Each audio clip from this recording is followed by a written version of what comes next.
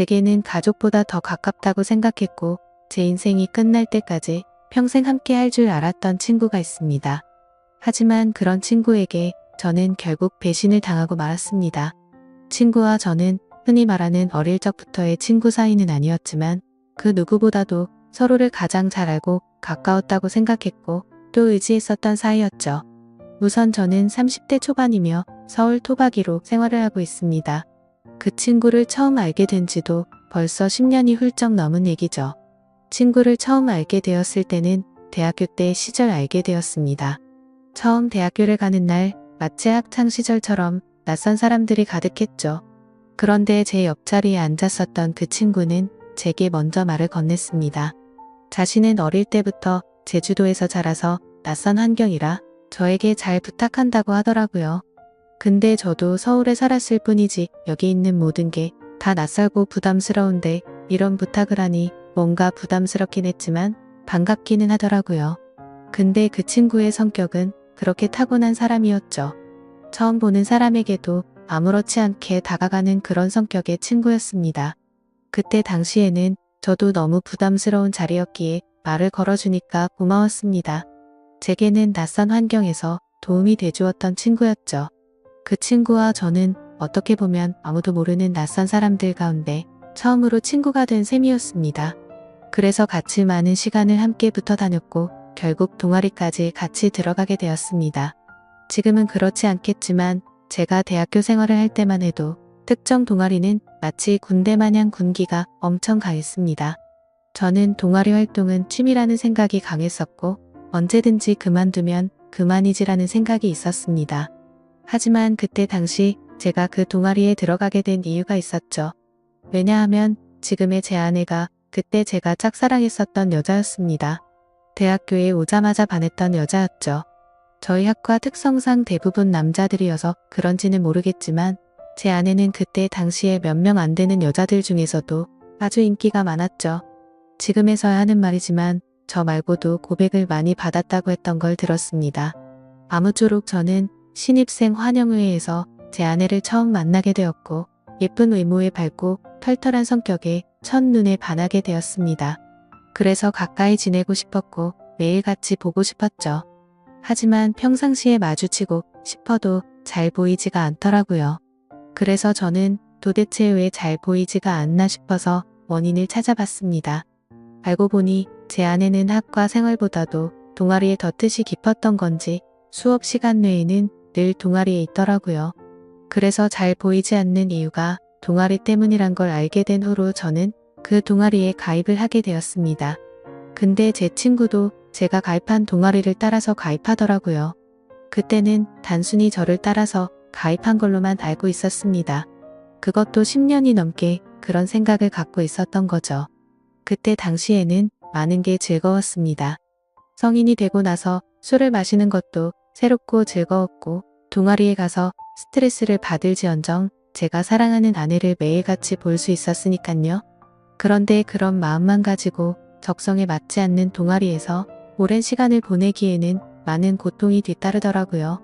제가 동아리에 별로 관심이 없는 걸 알아챘는지 바로 윗 기수의 남자 선배 한 명이 어느 순간부터 저를 자꾸만 건들더라고요. 니까짓 게 왜 여기 와서 물을 흐리냐.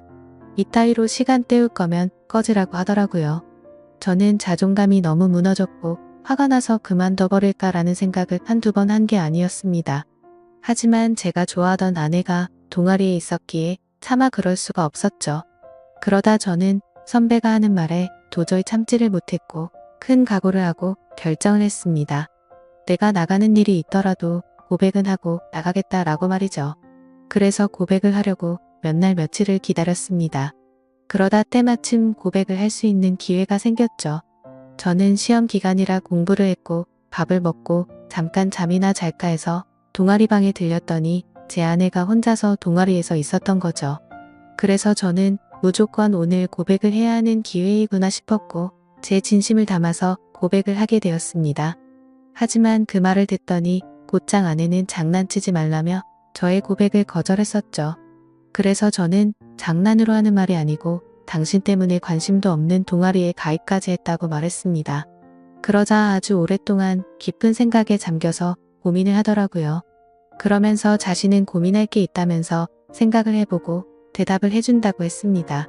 그날로부터 일주일 정도를 기다렸습니다. 제 아내는 저의 고백을 받아주게 되었고 저희는 교제를 시작하게 되었죠. 그 이후 저는 동아리를 탈퇴하려고 했지만 여자친구가 여기에 있는데 다른 남자들이 찝쩍거릴 것 같아서 결국 끝까지 버텼었죠. 하루하루가 행복했었고 대학교를 오기 잘했다고 생각했습니다.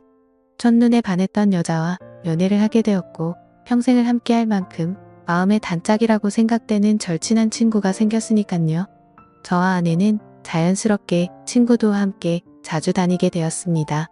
그러다 결국 저는 군대를 가게 되었고 친구는 미국에서 출생만 한 미국 시민권자였기에 군대를 면제받게 되었죠. 저는 친구에게 말했습니다.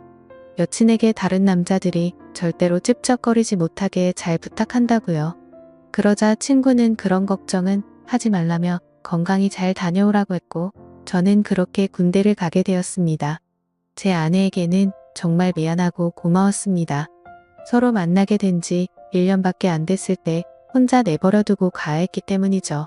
그리고 인연을 한결같은 마음으로 기다려주는 모습에 제가 평생 책임을 져야겠다 생각을 했습니다. 그렇게 저와 아내는 군대를 다녀온 시간을 포함해서 5년이라는 길다면 긴 시간 동안 교제를 하게 되었고 곧바로 결혼을 하게 되었습니다. 그리고 나서 제 친구는 제가 결혼을 한 뒤로 자신의 고향인 제주도로 다시 돌아가게 되었죠. 친구는 제주도로 돌아가게 된 후에 부모님의 지원을 받아서 해양 레저숍을 운영하더라고요. 그렇게 사업을 성공적으로 이룬 친구는 젊은 나이에 억대가 넘는 연봉으로 성공한 삶을 이루었고 저는 그저 그런 평범한 직장에 취직을 하게 되었습니다. 그렇게 친구는 1년에 한 번 정도씩 얼굴을 보게 되었죠. 하지만 너무 친했던 친구라서 아주 오랜만에 보더라도 어제 만난 듯이 전혀 거리낌이 없었고 저희는 늘 그렇듯 우정을 다져가고 있었습니다. 그러다 얼마 전 친구는 이번에 비즈니스상 미팅이 있어서 서울로 온다고 하더라고요. 반가운 마음에 아내의 허락도 구하지 못한 채 저희 집으로 꼭 오라고 말했습니다. 막상 말하고 나서 끊고 나니 아차 싶더라고요. 그래서 아내에게 어렵게 말을 했죠. 성원이가 다음 주에 서울 올라와서 집으로 오라고 했는데 괜찮아 라고 하자 아내는 잠깐 멈칫하더니 그럼 괜찮지라고 대답을 하더라고요. 저는 아내가 이해를 해주어서 다행이구나 싶었습니다. 며칠이 지난 뒤 친구는 서울로 올라오게 되었고 일을 마치고 저희 집으로 찾아왔습니다. 아내는 친구에게 간단히 인사를 하고는 술상을 차리러 갔고 친구와 저는 오랜만에 만나서 시간 가는 줄도 모르고 술자리를 가지게 되었죠. 그렇게 한창 술을 마시고 자고 일어났더니 친구는 여전히 잠을 자고 있었고 저는 늦잠을 자버리는 바람에 정신없이 출근을 했습니다. 그리고 나서 퇴근을 하고 집으로 들어갔더니 친구와 제 아내가 마주 앉아서 밥을 먹고 있더라고요. 저는 친구에게 내려간 줄 알았더니 아직 안 갔어? 라고 묻자 친구는 아직 일이 덜 끝나서 며칠만 더 있다가 간다고 하더라고요. 그러자 아내는 서울에 아는 사람도 없고 여기에 친구가 있는데 굳이 딴 데 가지 말고 저희 집에서 머물러도 된다고 말하더군요. 친구는 너무 민폐가 아니냐며 괜찮냐고 하는데 뭐라고 하겠습니까? 아내도 괜찮다고 하는데 친구가 되어가지고 다른데 가서 자라고 할 수도 없었죠. 저도 네가 괜찮으면 여기에서 지내도 된다고 했고 친구는 곧바로 고맙다고 대답을 했습니다. 아내는 저도 앉아서 같이 밥 먹자며 밥을 차려주는데 뭔가 기분이 이상하더군요. 열심히 일하고 집에 들어왔더니 아무리 친구라지만 아내와 단둘이서 밥을 먹고 있다는 게 찜찜했습니다. 하지만 제가 너무 과하게 생각하는 거 아닌가 싶어 그냥 그러려니 할 수밖에 없었죠. 옷을 갈아입고 식탁에 앉으니 비싼 한우가 놓여져 있었고 온갖 음식이 푸짐히 차려져 있더라고요. 저는 아내에게 이게 뭐냐고 묻자 친구가 대답하더라고요. 제 아내가 먹고 싶어 해서 아까 같이 장 보다가 자기가 샀으니 부담 갖지 말아달라고 했습니다. 그래서 둘이 같이 장도 보러 갔다 왔냐고 묻자 친구는 술도 끼고 산책도 할 겸 같이 다녀왔다고 하더군요. 아무리 친한 친구라도 그렇지 이건 아니다 싶었고 그때부터는 기분이 좋지가 않았습니다. 그리고는 그날은 평소에 술은 입에도 대지 않던 아내도 합세하여 셋이서 술을 마시게 되었죠. 어느 정도 술이 들어가자 갑자기 아내는 친구에게 온갖 칭찬을 하더군요. 어떻게 너는 나이가 먹어도 아직도 예전 그 모습 그대로냐며 섬에 살아서 그런지 피부도 까무잡잡한 게 왜 이렇게 몸이 좋냐며 묻더라고요. 그러자 친구는 만져볼래? 하면서 힘을 주더니 그걸 또 만져보고 아내는 좋다고 묻더라고요. 그때부터는 그냥 기분이 더러웠습니다. 남편을 옆에 두고 이것들이 무슨 짓거리인가 싶었죠. 저는 조용히 술만 마셔댔고 친구와 아내는 약간은 제 눈치를 본 건지 화제거리를 돌리더군요. 아내는 친구에게 요즘 경기도 안 좋을 텐데 제주도에도 피해가 크지 않냐며 물었고, 친구는 자신이 하는 사업은 관광지 특혜를 받아서 그런지 크게 영향을 받지 않아 딱히 문제가 없다고 하더라고요.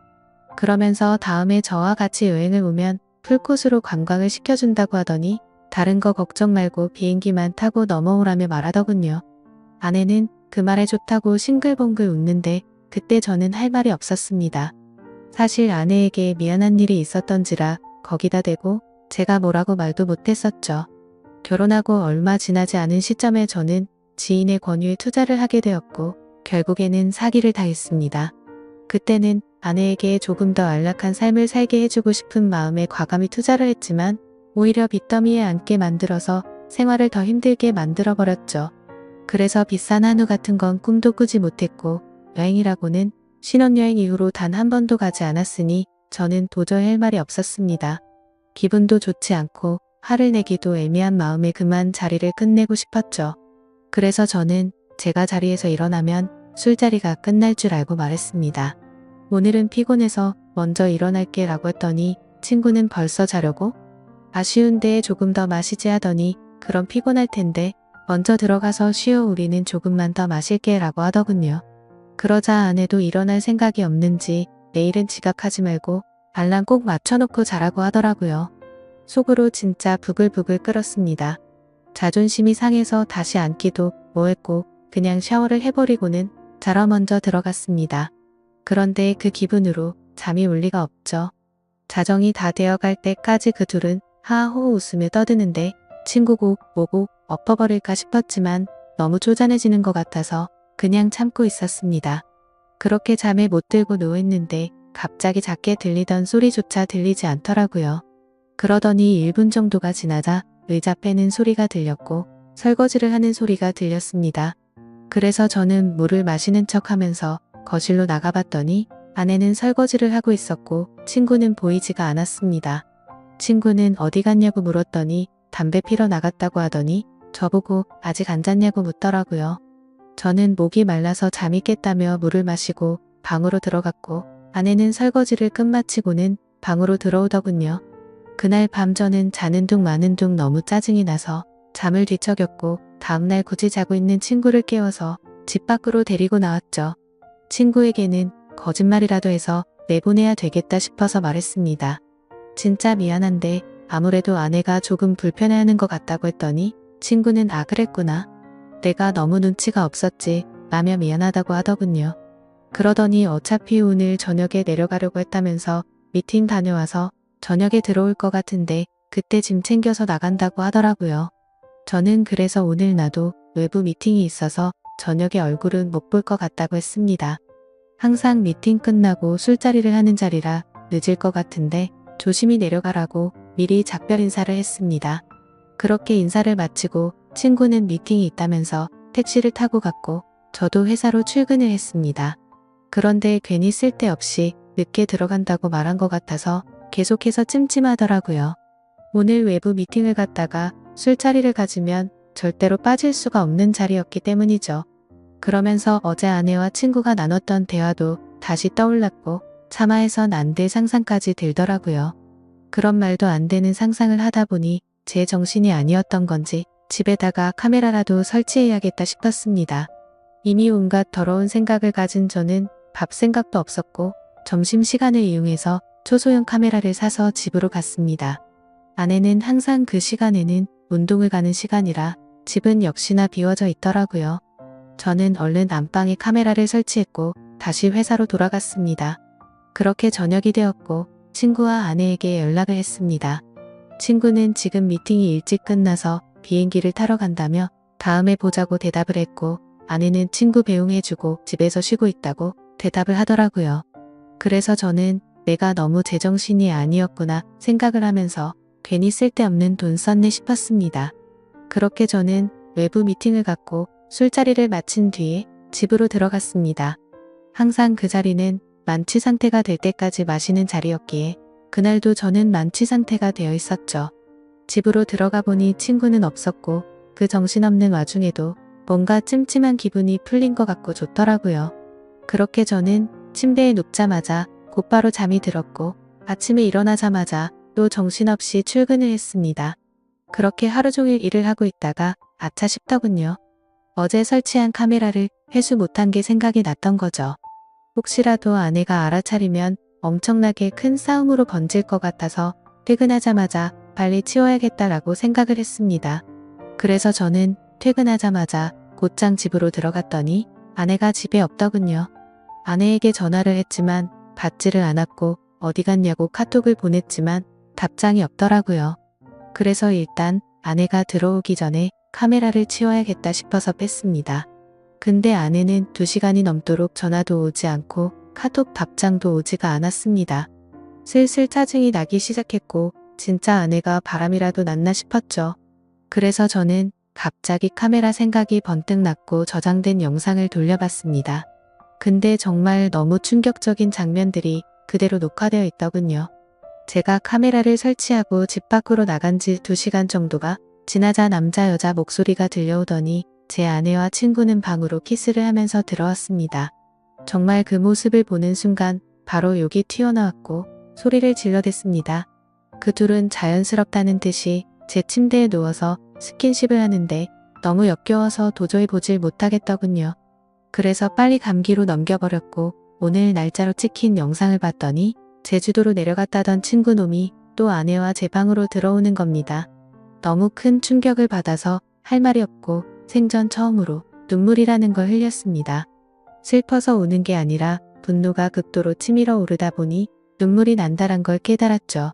그러면서 제가 퇴근하기 1시간 전쯤 남편이 들어올 수도 있을 것 같다면서 계속 같이 붙어 있고 싶은데 아쉽다고 하더니 나가서 같이 있자고 하더니 화면에서 사라졌습니다. 제가 그 영상을 보는 중에도 제 아내는 친구놈과 밖에 나가서 같이 붙어 있었던 거였죠. 저는 그래서 바로 친구놈에게 전화를 했습니다. 역시나 전화를 받지 않더군요. 근데 아내와 달리 몇 통을 걸었더니 전화를 받더라고요. 저는 침착하고 물었습니다. 제주도에 조심히 잘 내려갔냐고 물었죠. 그러자 친구는 잘 내려왔지. 그게 그렇게 궁금해서 전화를 이렇게 몇 통씩이냐고 했냐고 묻더군요. 그 말을 듣고 있는데 아내에게서 카톡이 바로 오더군요. 친구랑 오랜만에 만나서 영화를 보고 있다고 거짓말을 아주 자연스럽게 하더라고요. 카톡을 보자마자 더 이상 저는 분노를 참을 수가 없었고 곧바로 욕을 했고 소리를 질렀습니다. 네가 내 친구라는 놈이 어떻게 내 아내랑 바람을 필 수 있냐고 했죠. 그놈은 당황하면서 무슨 소리냐며 무슨 근거로 그런 말도 안 되는 소리를 하냐고 하더라고요. 저는 그래서 내가 전에 집에 도둑 들 것 같아서 카메라 설치해놨는데 이건 몰랐냐고 욕을 하니까 갑자기 아무 말이 없더니 전화를 끊더군요. 아내도 곧바로 카톡이 더 이상 오지 않았고 2명 다 전화물 카톡이며 제 연락을 무시하고 받지를 않고 폰을 꺼버렸습니다. 이게 바로 며칠 전에 벌어진 말도 안 되는 상황입니다. 어떻게 이런 일이 벌어질 수가 있는지 너무 충격적이어서 말도 제대로 나오지를 않습니다. 이미 장인 장모님께 연락해서 있는 사실 그대로를 말한 상태이고요. 더 웃긴 건 친구놈은 죄다 거짓말 투성인 정신나간 놈이었습니다. 친구놈이 운영하고 있다는 해양 레저숍의 연락처를 알아내서 전화를 해보니 전화가 되지 않더라고요. 그래서 저는 로드뷰를 이용해서 그 위치를 찾아냈고 근처에 있는 가게에 연락을 해서 물어봤습니다.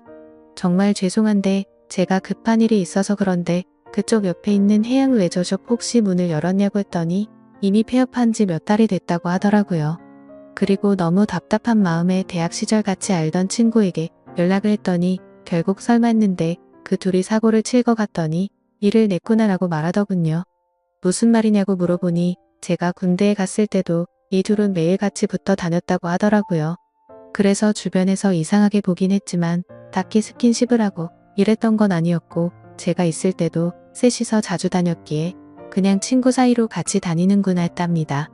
도대체 어떻게 사람이 이런 거짓말을 아무렇지 않게 할 수가 있을까요? 아내는 그 친구놈의 재력이 부러워서 정신이 나갔던 건지 아니면 대학 시절부터 그놈에게 마음이 있었던 건지 알 수가 없고 이제는 알고 싶지도 않네요. 아무튼 이것들을 용서할 생각은 절대로 없고 연락이 되는 대로 곧바로 모든 사실을 알려주고는 이혼을 하려고 합니다. 혹시라도 더 큰 복수를 할 수 있는 방법은 없을까요?